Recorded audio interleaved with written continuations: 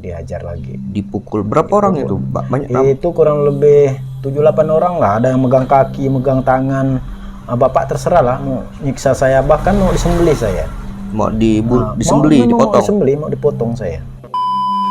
Langsung balik kampung, dituntut orang adat saya. Kenapa? Mereka bilang saya ada punya istri, maka saya mau masuk Islam, udah punya istri kata. Padahal belum ada istri. Selain dari kamu, ndak ada istri saya, aku bilang istri saya. 3 desa orang nuntut saya ke situ.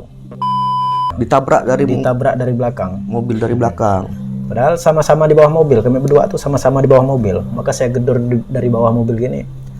Pak, tolong Pak, anak saya kena gilas, aku bilang. Sempat dia duduk juga. Setelah saya tanya, aduh Pak sakit, kata dia. Udah kamu ucap ini aja, aku bilang. Asyhadu alla ilaha illallah wa asyhadu anna Muhammadar Rasulullah, aku bilang. Selesai dia mengucapkan, langsung pergi. يتساءلون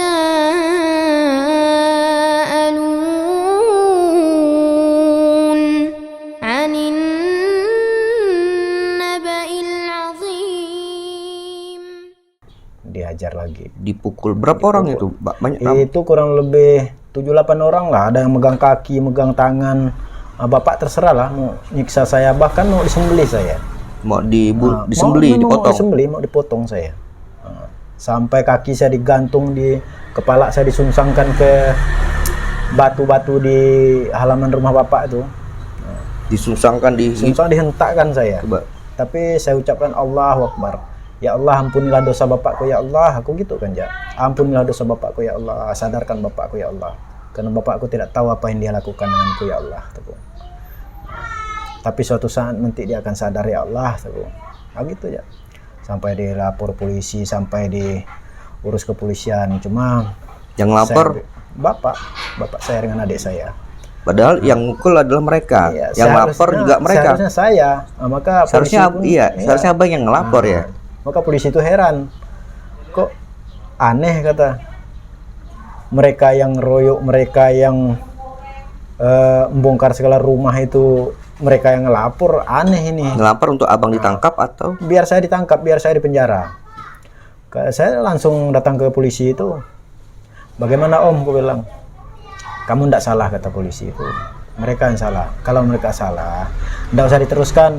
Bagaimanapun itu keluarga saya. Saya tidak sakit, aku bilang. Biarpun bagaimana, saya tidak sakit. Abang ngomong gitu ke polisi? Ngomong gitu. Saya tidak sakit, Pak. Cuma saya sayang dengan rumah itu.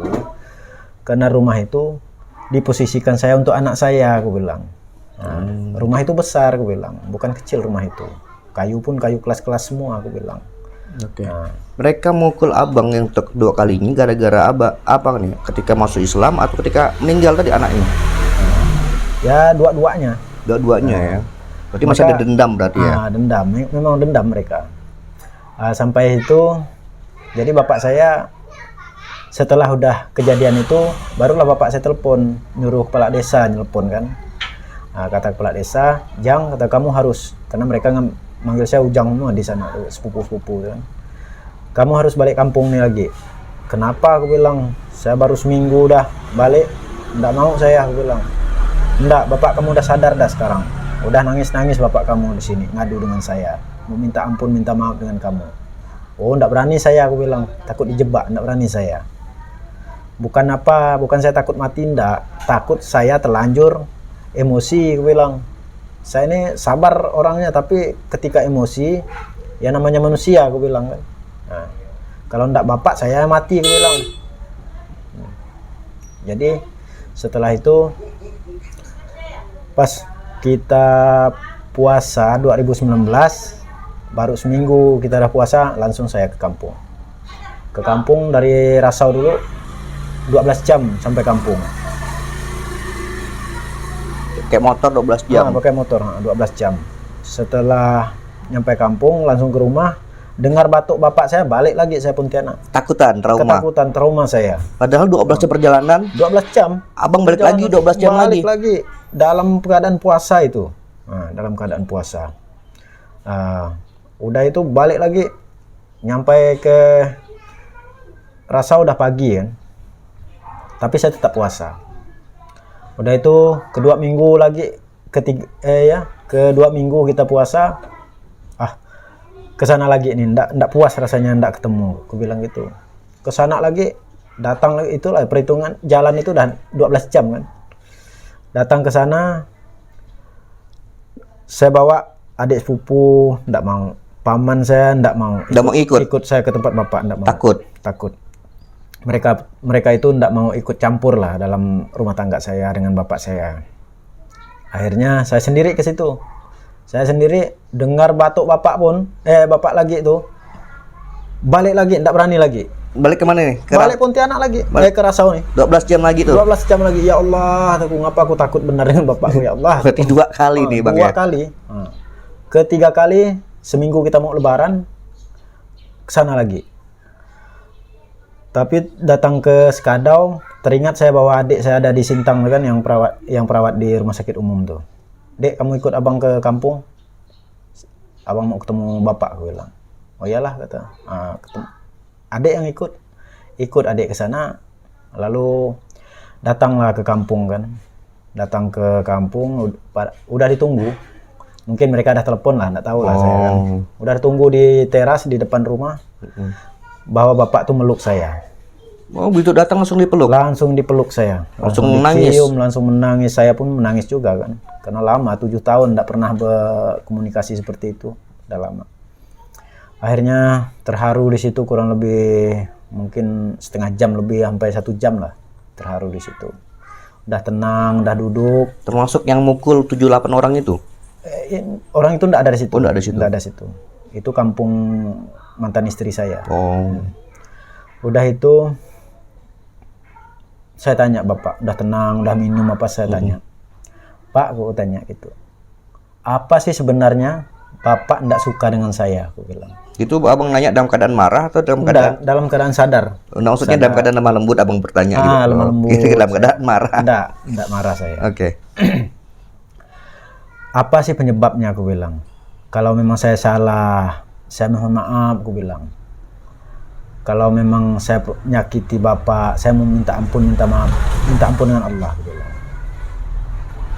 Ya, saya jujur aja, terus terang aja, kata. Saya tidak suka kamu masuk Islam. Karena Islam tuh banyak teroris. Oh, aku bilang. Terus yang kedua, kalau saya meninggal, jangankan ngurus saya, megang saya aja kamu ndak bisa, agama kamu, kata. Oh, ada lagi pak? Ndak, itu aja, kata. Oh itu aja, sampai bapak marah-marah gitu dengan saya, aku bilang. Iya. Jadi gini pak, saya masuk Islam, saya jelaskan gitu. Saya masuk Islam tuh bukan karena teroris. Nah, Islam ini saya pelajari. Sebelum saya masuk Islam, saya pelajari. Islam ini agama lemah lembut, rendah hati, saling menghargai, saling menghormati sesama. Jangankan sesama agama, lain agama pun dihargai, dihormati, aku bilang. Jangankan sama sesama manusia, binatang ya kita hargai, kita sayangi, aku bilang. Itu kalau bahasa di Al-Quran itu rahmatan lil alamin, aku bilang. Agama seluruh alam, aku bilang. Itu Islam. Nah, kalau yang pertama saya pelajari pak, aku bilang tentang adab ke orang tua, dan lagi akhlak yang saya pelajari. Kalau saya tidak punya akhlak seperti itu pak, mungkin kita dah bunuh, aku bilang. Nah, parah kita ini, aku bilang. Itulah saya pelajari pak, aku bilang, tentang di Islam ini. Nah, udah itu seandainya Islam itu teroris pak, orang Islam sekitar di sini ini udah menggempur kita di sini, aku bilang. Kalau ajarannya teroris. Tetapi bapak pernah melihat orang Islam di sini ini banyak mengalah, aku bilang. Ada persengketaan tanah apa segala dengan orang kita, ngalah mereka itu, aku bilang. Itulah sifat orang Islam, aku bilang. Nah, udah itu yang kedua, aku bilang, masalah ngurus kalau bapak misalnya sakit atau meninggal, aku bilang. Saya dari Pontianak jauh, pasti udah diurus orang di sini. Kecuali bapak sakit, langsung telepon, saya pasti datang, aku bilang. Nah. Oh, saya pun minta maaf lah, nggak tahu tujuan kamu seperti itu. Nah, kata bapak, gitulah pak tujuan saya. Saya bukan memecah belah untuk masuk agama Islam ini, aku bilang. Karena bukan saya mau masuk Islam, Pak, aku bilang. Islam masuk ke saya, aku bilang. Nah, setelah Islam masuk ke saya, jadi saya pelajari benar-benar, aku bilang. Islam itu seperti apa? Jangankan di Kalimantan, aku bilang. Sampai Pulau Jawa pun saya belajar, aku bilang. Nah, oke lah kalau gitu. Kalau begitu saya ikhlaskan kamu masuk Islam. Cari istri yang Islam, cari istri yang patuh dengan orang tua. Nah, dan lagi saya doakan kamu ini jadilah Islam yang benar, jadilah Islam yang jangan sampai ganggu-ganggu orang. Nah, saya doakan biar kamu jadi panutan orang di sini. Nah, itu doa bapak saya. Alhamdulillah, Pak, bilang amin amin amin gitu aja saya. Udah itu belajarlah kamu Islam yang benar, kemanapun kamu belajar. Cuma saya tidak ada harta benda, tidak ada uang untuk membiayai kamu, tapi kamu belajarlah kemana kamu belajar. Alhamdulillah, Pak, kalau bapak memang mendoa saya gitu, insya Allah Allah pasti mendengar, bilang. Benar-benar setelah udah itu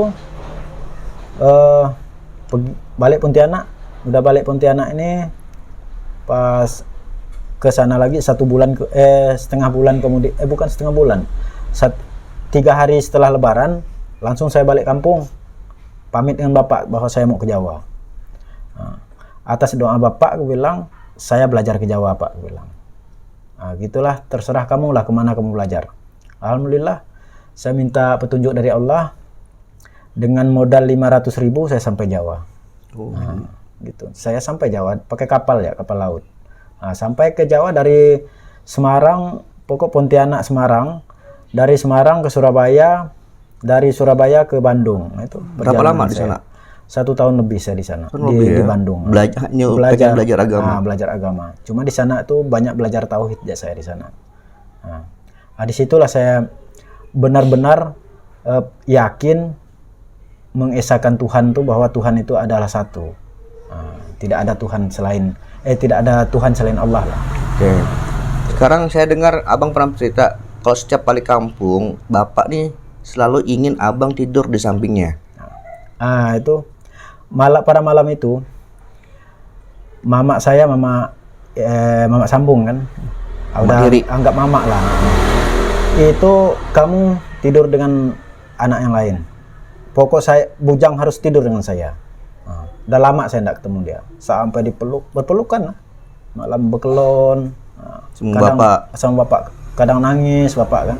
Saya pun ikut nangis juga karena orang tua kan.